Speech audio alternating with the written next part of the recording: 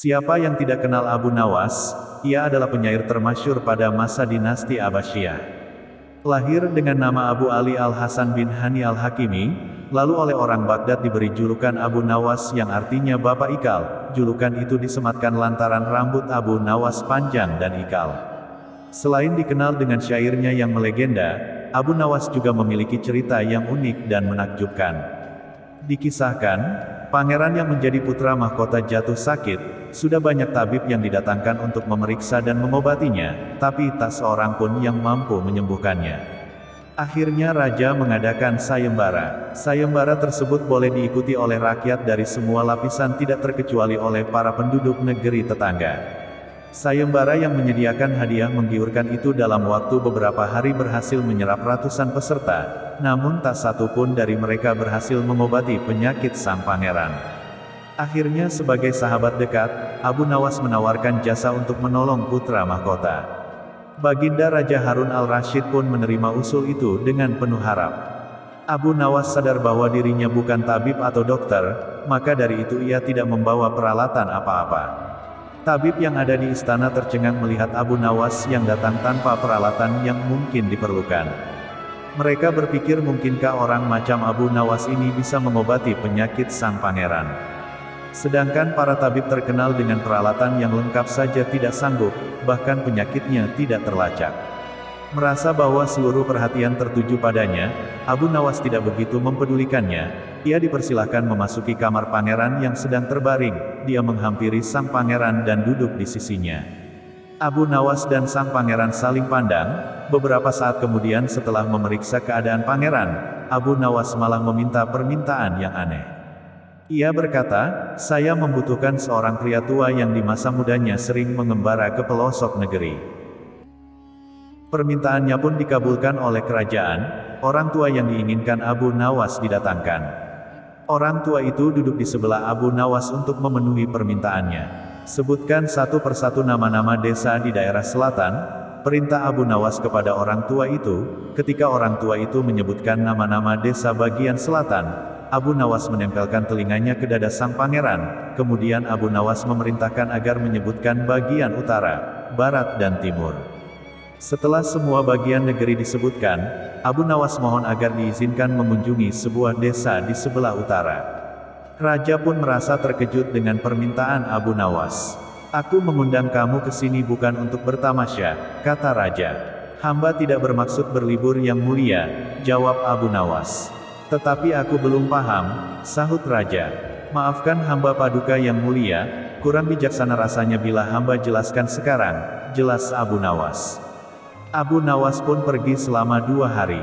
Saat kembali dari desa itu, ia menemui sang pangeran dan membisikkan sesuatu, kemudian menempelkan telinganya ke dada sang pangeran, lalu Abu Nawas menghadap raja. "Apakah yang mulia masih menginginkan sang pangeran tetap hidup?"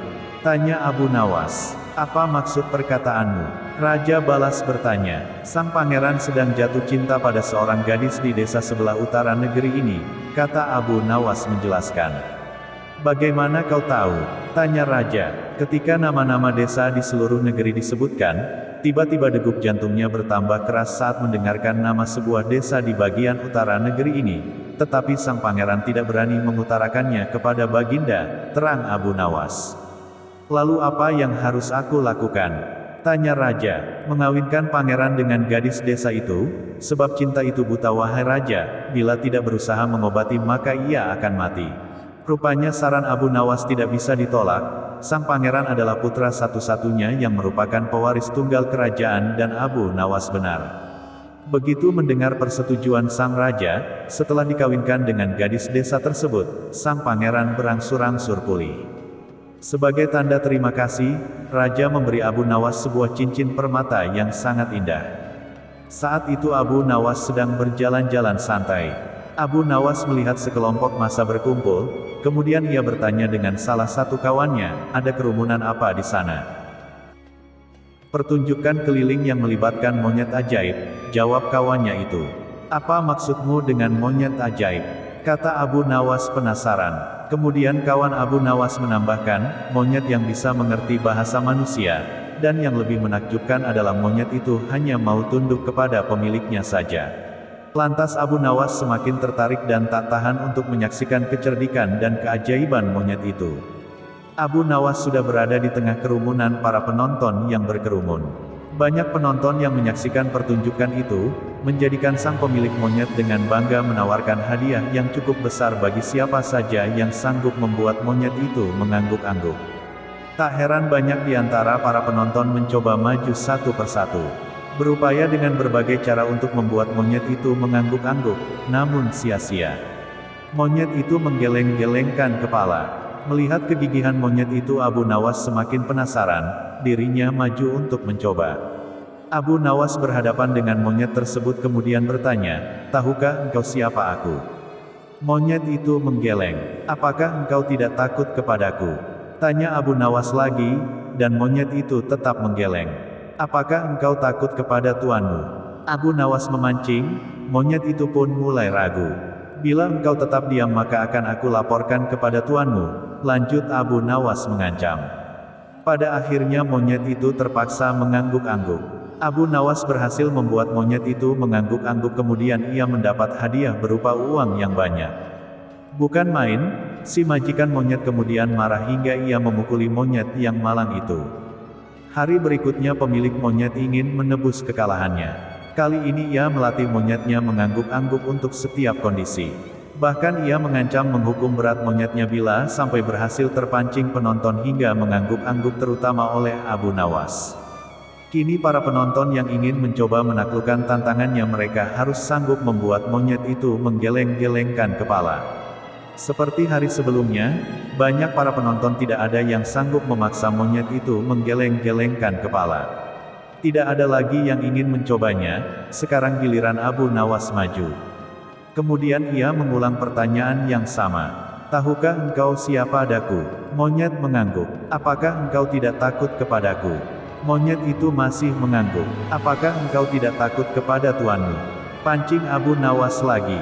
Monyet itu tetap mengangguk karena lebih takut terhadap ancaman tuannya daripada Abu Nawas.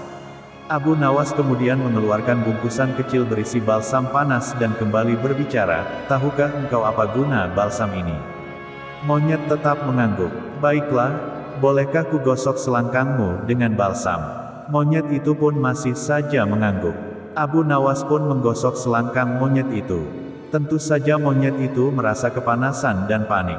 Kemudian Abu Nawas mengeluarkan bungkusan yang lebih besar, isinya pun masih sama berisi balsam. "Maukah engkau bila balsam ini kuhabiskan untuk menggosok selangkangmu?" Abu Nawas mulai mengancam lagi. Tentu saja monyet tersebut mulai ketakutan. Dan rupanya ia lupa dengan ancaman tuannya dan ia terpaksa menggeleng-gelengkan kepala sambil mundur beberapa langkah. Abu Nawas dengan kecerdikan dan akalnya mampu memenangkan sayembara dan meruntuhkan kegigihan monyet yang dianggap cerdik. Jangankan seekor monyet, manusia yang paling pandai pun bisa dikecoh Abu Nawas. Suatu ketika, usai salat duhur, Abu Nawas berkeliling Baghdad sembari membawa sebuah lampu penerang. Ia kemudian berhenti di setiap sudut rumah dan kemudian memantau situasi sekitar. Tingkah Abu Nawas ini kemudian menggegerkan penghuni Baghdad. Bagaimana tidak, Abu Nawas yang selama ini dikenal orang cerdas tiba-tiba berjalan di siang hari ketika sinar matahari masih menyinari sambil membawa lampu. Kemudian salah seorang warga Baghdad mengatakan bahwa Abu Nawas mulai gila. Hal tersebut kemudian ditimpali orang Baghdad lainnya yang juga berkata, "Khalifah Harun al-Rashid pasti malu punya staf ahli gila." Mendapat berbagai perkataan dari orang, Abu Nawas tidak peduli. Bahkan kemudian esok harinya, dia kembali lagi keluar rumah dan melakukan hal yang sama. Tetapi saat keluar rumah, Abu Nawas berangkat lebih pagi lagi. Saat melakukan aksinya, ia tak bersuara dan terus melihat situasi sekitar kanan dan kiri sambil menggoyangkan tangannya yang membawa lampu minyak. Pada hari kedua, beberapa orang masih menganggap Abu Nawas sebagai orang waras. Makanya, mereka kemudian bertanya kepada Abu Nawas tentang apa yang ia cari di siang hari dengan lampu yang ia bawa. Abu Nawas kemudian menjawab, "Aku sedang mencari neraka." Mendengar perkataan Abu Nawas, mereka kemudian berpikir Abu Nawas mulai gila. Kemudian hari ketiga, Abu Nawas tetap melakukan hal yang sama. Ia tetap kelingak-kelinguk di kanan kiri rumah orang sambil tangannya membawa lampu minyak digoyang-goyangkan. Dari situ, orang-orang mulai tak sabar. Undang-undang Baghdad melarang orang-orang gila berkeliaran. Sebab, hal tersebut dirasa bahaya karena seseorang bisa membunuh orang lain dengan berpura-pura gila atau mengintip orang mandi dengan berpura-pura gila. Karena itu, Abu Nawas ditangkap dan diserahkan ke istana. Sejumlah musuh politik Harun al-Rasyid kemudian bergembira. Kegilaan Abu Nawas kemudian mereka goreng untuk menyudutkan wibawa Harun al-Rasyid. Benar saja, Khalifah Harun malu akan tingkah laku Abu Nawas. Dia kemudian bertanya dengan nada yang keras, "Abu Nawas, apa yang kamu lakukan dengan lampu minyak itu siang-siang?" Petik 2. Abu Nawas menjawab, "Hamba mencari neraka, Paduka yang mulia." Kemudian Harun berkata, "Kamu gila, Abu Nawas, sohib kamu gila." Abu Nawas menimpali, "Tidak Paduka, merekalah yang gila." Kemudian Harun kembali bertanya, "Siapa mereka?" Abu Nawas kemudian meminta orang-orang yang tadi menangkap dan menggiring dirinya menuju istana, dikumpulkan di depan istana. Setelah mereka berkumpul di depan istana, Khalifah Harun dan Abu Nawas mendatang mereka. Abu Nawas kemudian berkata, "Wahai kalian yang mengaku waras, apakah kalian selama ini menganggap orang lain yang berbeda pikiran dan berbeda pilihan dengan kalian adalah munafik?" Mereka menjawab, "Benar." Abu Nawas kembali bertanya, "Apakah kalian juga menyatakan para munafik itu sesat?" Orang-orang kembali menimpali, "Betul, dasar sesat." Abu Nawas lagi-lagi bertanya, "Jika mereka munafik dan sesat, apa konsekuensinya?" Orang-orang tersebut kemudian kembali, "Hai Abu Nawas, kamu gila ya? Orang munafik pasti masuk neraka.